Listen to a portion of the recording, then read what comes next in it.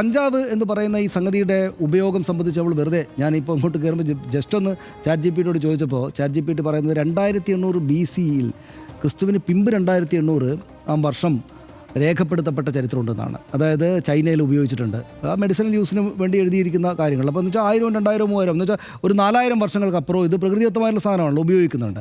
അപ്പോൾ ഇത് ഒരുപാട് മനുഷ്യർ ഉപയോഗിച്ചിട്ടുണ്ടാകണം ഈ ചരിത്രത്തിൽ. പക്ഷേ എന്താ പ്രശ്നമെന്ന് വെച്ചാൽ ഇത് ഇല്ലീഗലാണ്.